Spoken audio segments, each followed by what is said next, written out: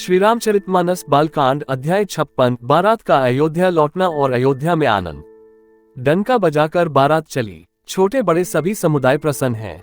रास्ते के गांव के स्त्री पुरुष श्री रामचंद्र जी को देखकर नेत्रों का फल पाकर सुखी होते हैं। बीच बीच में सुंदर मुकाम करती हुई तथा मार्ग के लोगों को सुख देती हुई वह बारात पवित्र दिन में अयोध्यापुरी के समीप आ पहुंची। नगाड़ों पर चोटें पड़ने लगी, सुंदर ढोल बजने लगे, भेरी और शंख की बड़ी आवाज हो रही है, हाथी घोड़े गरज रहे हैं। विशेष शब्द करने वाली झांझें, सुहावनी डफलियां तथा रसीले राग से शहनाइयां बज रही हैं। बारात को आती हुई सुनकर नगर निवासी प्रसन्न हो गए। सबके शरीरों पर पुलकावली छा गई। सबने अपने अपने सुंदर घरों, बाजारों, गलियों, चौराहों और नगर के द्वारों को सजाया। सारी गलियां अरगजे से सिंचाई गईं, जहां तहां सुंदर चौक पुराए गए। तोरणों, ध्वजा, पताकाओं और मंडपों से बाजार ऐसा सजा कि जिसका वर्णन नहीं किया जा सकता। फल सहित सुपारी, केला, आम, मौलसिरी, कदम्ब और तमाल के वृक्ष लगाए गए। वे लगे हुए सुंदर वृक्ष फलों के भार से पृथ्वी को छू रहे हैं। उनके मणियों के थाले बड़ी सुंदर कारीगरी से बनाए गए हैं। अनेक प्रकार के मंगल कलश घर घर सजाकर बनाए गए हैं। श्री रघुनाथ जी की पूरी अयोध्या को देखकर ब्रह्मा आदि सब देवता सहराते हैं। उस समय राजमहल अत्यंत शोभित हो रहा था। उसकी रचना देखकर कामदेव भी मनमोहित हो जाता था। मंगल, शकुन, मनोहरता, रिद्धि, सिद्धि, सुख, सुहावनी संपत्ति और सब प्रकार के उत्साह, आनंद मानो सहज सुंदर शरीर धर धर कर दशरथ जी के घर में छा गए हैं। श्री रामचंद्र जी और सीता जी के दर्शनों के लिए भला कहिए किसे लालसा न होगी। सुहागिनी स्त्रियां झुंड की झुंड मिलकर चली, जो अपनी छवि से कामदेव की स्त्री रति का भी निरादर कर रही हैं। सभी सुंदर मंगलद्रव्य एवं आरती सजाए हुए गा रही हैं, मानो सरस्वती जी ही बहुत से वेश धारण किए गा रही हो। राजमहल में आनंद के मारे शोर मच रहा है। उस समय का और सुख का वर्णन नहीं किया जा सकता। कौशल्या जी आदि श्री रामचंद्र जी की सब माताएं प्रेम के विशेष वश होने से शरीर की सुध भूल गईं। गणेश जी और त्रिपुरारी शिव जी का पूजन करके उन्होंने ब्राह्मणों को बहुत सा दान दिया। वे ऐसी परम प्रसन्न हुई, मानो अत्यंत दरिद्री चारों पदार्थ पा गया हो। सुख और महान आनंद से विवश होने के कारण सब माताओं के शरीर शिथिल हो गए हैं, उनके चरण चलते नहीं हैं। श्री रामचंद्र जी के दर्शनों के लिए वे अत्यंत अनुराग में भरकर परछन का सब सामान सजाने लगी। अनेकों प्रकार के बाजे बजते थे। सुमित्रा जी ने आनंद पूर्वक मंगल साज सजाए। हल्दी, धूप, दही, पत्ते, फूल, पान और सुपारी आदि मंगल की मूल वस्तुएं तथा अक्षत, चावल, अनखुए, गोरोचन, लावा और तुलसी की सुंदर मंजरियां सुशोभित हैं। नाना रंगों से चित्रित किए हुए सहज सुहावने सुवर्ण के कलश ऐसे मालूम होते हैं मानो कामदेव के पक्षियों ने घोंसले बनाए हों। शकुन की सुगंधित वस्तुएं बखानी नहीं जा सकती। सब रानियां संपूर्ण मंगल साज सज रही हैं। बहुत प्रकार की आरती बनाकर वे आनंदित हुई सुंदर मंगल गान कर रही हैं। सोने के थालों को मांगलिक वस्तुओं से भरकर अपने कमल के समान कोमल हाथों में लिए हुए माताएं आनंदित होकर परछन करने चली। उनके शरीर पुलकावली से छा गए हैं। धूप के धुएं से आकाश ऐसा काला हो गया है मानो सावन के बादल घुमड़ घुमड़ कर छा गए हों। देवता कल्पवृक्ष के फूलों की मालाएं बरसा रहे हैं। वे ऐसी लगती हैं मानो बगुलों की पाती मन को अपनी ओर खींच रही हो। सुंदर मणियों से बने बंधनवार ऐसे मालूम होते हैं मानो इंद्रधनुष सजाए हों। अटारियों पर सुंदर और चपल स्त्रियां प्रकट होती और छिप जाती हैं, आती जाती हैं। वे ऐसी जान पड़ती हैं मानो बिजलियां चमक रही हो। नगाड़ों की ध्वनि मानो बादलों की घोर गर्जना है। याचकगण पपीहे, मेढक और मोर हैं। देवता पवित्र सुगंध रूपी जल बरसा रहे हैं, जिससे खेती के समान नगर के सब स्त्री पुरुष सुखी हो रहे हैं। प्रवेश का समय जानकर गुरु वशिष्ठ जी ने आज्ञा दी। तब रघुकुल मणि महाराज दशरथ जी ने शिव जी भी, पार्वती जी और गणेश जी का स्मरण करके समाज सहित आनंदित होकर नगर में प्रवेश किया। शकुन हो रहे हैं, देवता दुंदुभी बजा बजाकर फूल बरसा रहे हैं। देवताओं की स्त्रियां आनंदित होकर सुंदर मंगल गीत गा गाकर नाच रही हैं। मागध, सूत, भाट और चतुर नग तीनों लोकों के उजागर, सबको प्रकाश देने वाले परम प्रकाश स्वरूप श्री रामचंद्र जी का यश गा रहे हैं। जय ध्वनि तथा वेद की निर्मल श्रेष्ठ वाणी सुंदर मंगल से सनी हुई दसों दिशाओं में सुनाई पड़ रही है। बहुत से बाजे बजने लगे। आकाश में देवता और नगर में लोग सब प्रेम में मग्न हैं। बाराती ऐसे बने ठने हैं कि उनका वर्णन नहीं हो सकता। परम आनंदित हैं, सुख उनके मन में समाता नहीं है। तब अयोध्यावासियों ने राजा को जोहार वंदना की। श्री रामचंद्र जी को देखते ही वे सुखी हो गए। सब मणियां और वस्त्र निछावर कर रहे हैं। नेत्रों में प्रेमाश्रुओं का जल भरा है और शरीर पुलकित है। नगर की स्त्रियां आनंदित होकर आरती कर रही हैं और सुंदर चारों कुमारों को देखकर हर्षित हो रही हैं। पालकियों के सुंदर पर्दे हटा हटाकर वे दुल्हनों को देखकर सुखी होती हैं। इस प्रकार सबको सुख देते हुए राजद्वार पर आए। माताएं आनंदित होकर बहुओं सहित कुमारों का परिछन कर रही हैं। वे बार बार आरती कर रही हैं। उस प्रेम और महान आनंद को कौन कह सकता है।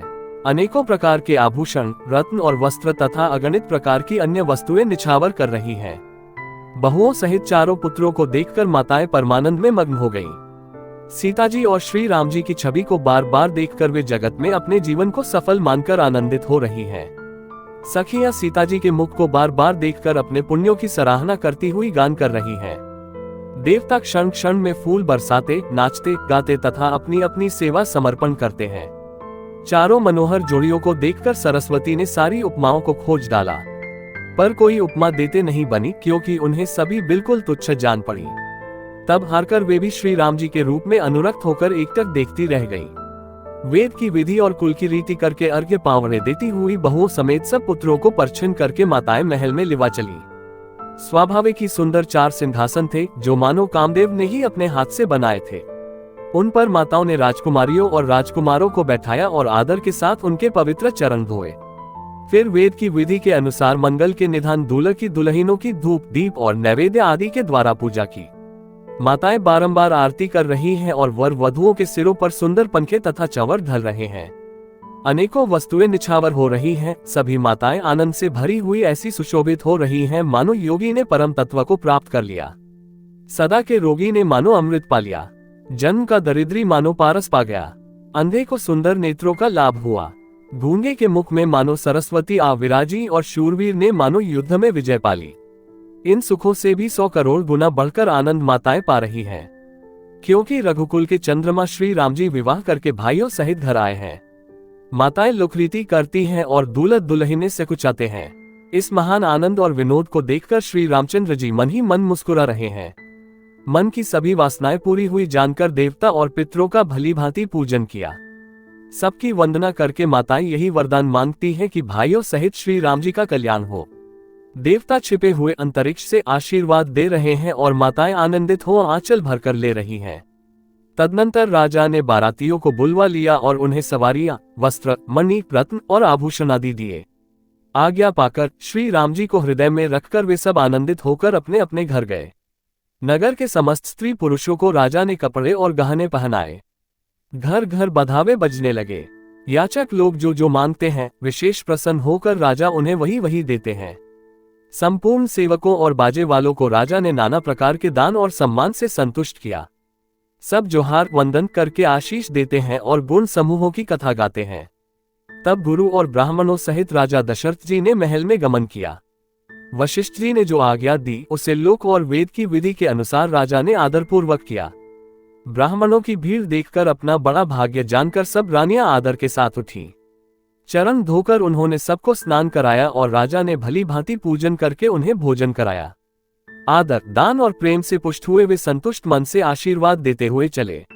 राजा ने गादी पुत्र विश्वामित्र जी की बहुत तरह से पूजा की और कहा, हे नाथ, मेरे समान धन्य दूसरा कोई नहीं है। राजा ने उनकी बहुत प्रशंसा की और रानियों सहित उनकी चरण धूलि को ग्रहण किया। उन्हें महल के भीतर ठहरने को उत्तम स्थान दिया, जिसमें राजा और सब रनिवास उनका मन जोहता रहे, अर्थात जिसमें राजा और महल की सारी रानियां स्वयं उनकी इच्छानुसार उनके आराम की ओर दृष्टि रख सकें। फिर राजा ने गुरु वशिष्ठ जी के चरण कमलों की पूजा और विनती की। उनके हृदय में कम प्रीति न थी, अर्थात बहुत प्रीति थी। बहुओं सहित सब राजकुमार और सब रानियों समेत राजा बार बार गुरु जी के चरणों की वंदना करते हैं और मुनीश्वर आशीर्वाद देते हैं। राजा ने अत्यंत प्रेमपूर्ण हृदय से पुत्रों को और सारी संपत्ति को सामने रखकर उन्हें स्वीकार करने के लिए विनती की, परंतु मुनिराज ने पुरोहित के नाते केवल अपना नेग मांग लिया और बहुत तरह से आशीर्वाद दिया। फिर सीता जी सहित श्री रामचंद्र जी को हृदय में रखकर गुरु वशिष्ठ जी हर्षित होकर अपने स्थान को गए। राजा ने सब ब्राह्मणों की स्त्रियों को बुलवाया और उन्हें सुंदर वस्त्र तथा आभूषण पहनाए। फिर आप सुहासिनियों को, नगर की सौभाग्यवती बहन, बेटी, भांजी आदि को बुलवा लिया और उनकी रुचि समझकर उसी के अनुसार उन्हें पहिरावनी दी। नेगी लोग सब अपना अपना नेग जोग लेते और राजाओं के शिरोमणि दशरथ जी उनकी इच्छा के अनुसार देते हैं। जिन मेहमानों को प्रिय और पूजनीय जाना, उनका राजा ने भली भांति सम्मान किया। देवगण श्री रघुनाथ जी का विवाह देखकर उत्सव की प्रशंसा करके फूल बरसाते हुए, नगाड़े बजाकर और परम सुख प्राप्त कर अपने अपने लोकों को चले। वे एक दूसरे से श्री राम जी का यश कहते जाते हैं। हृदय में प्रेम समाता नहीं है। सब प्रकार से सबका प्रेम पूर्वक भली भांति आदर सत्कार कर लेने पर राजा दशरथ जी के हृदय में पूर्ण उत्साह आनंद भर गया।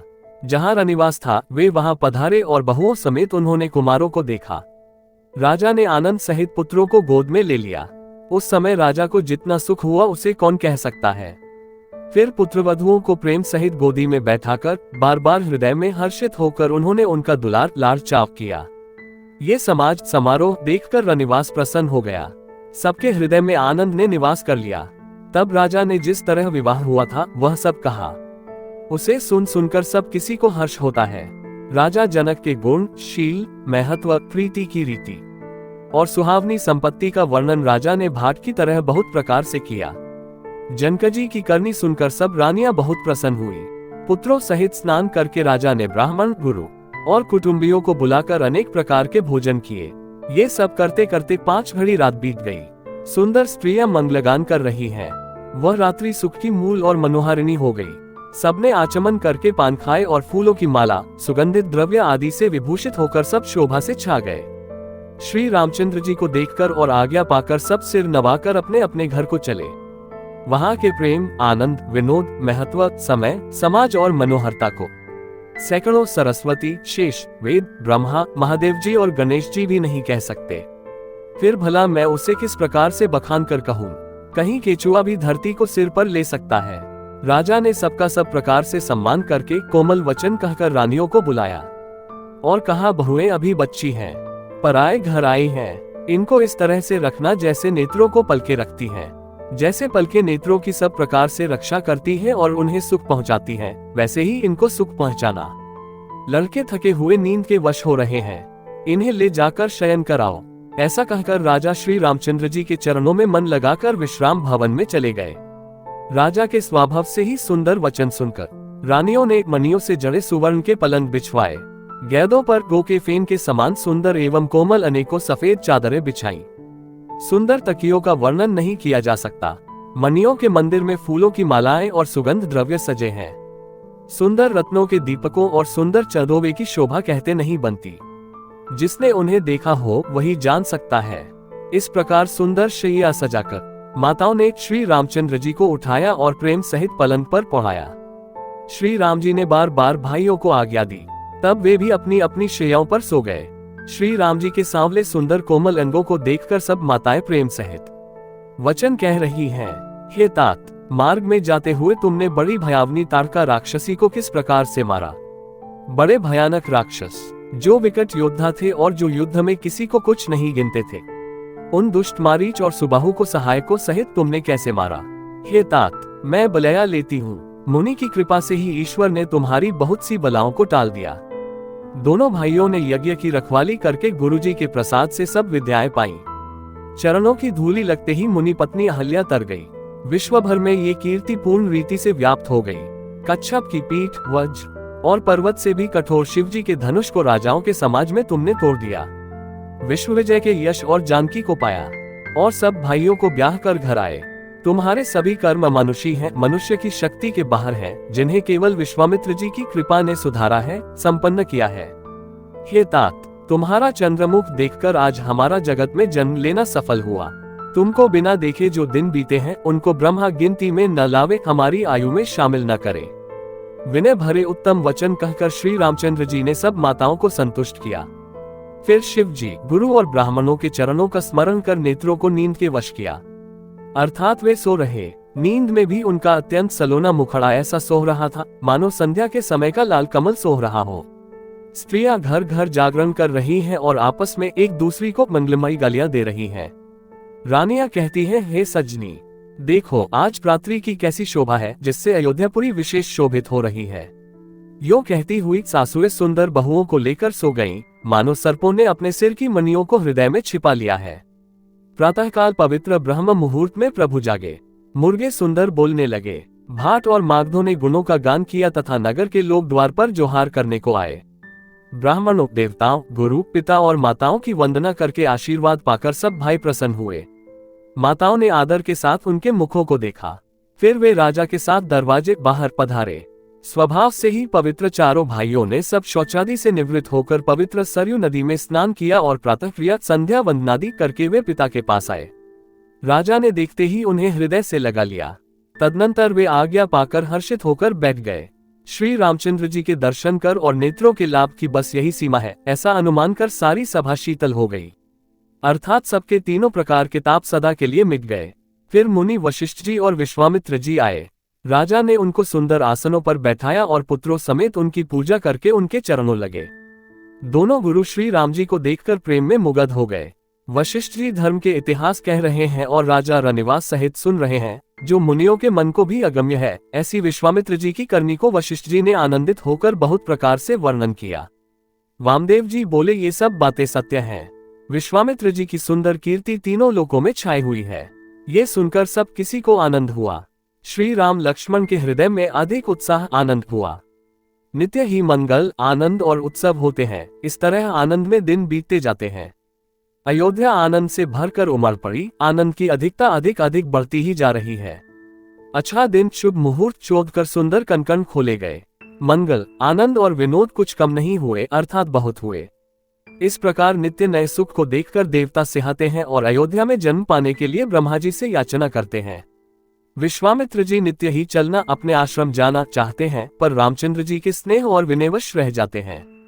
दिनों दिन राजा का सौगुना भाव प्रेम देखकर महामुनिराज विश्वामित्र जी उनकी सराहना करते हैं।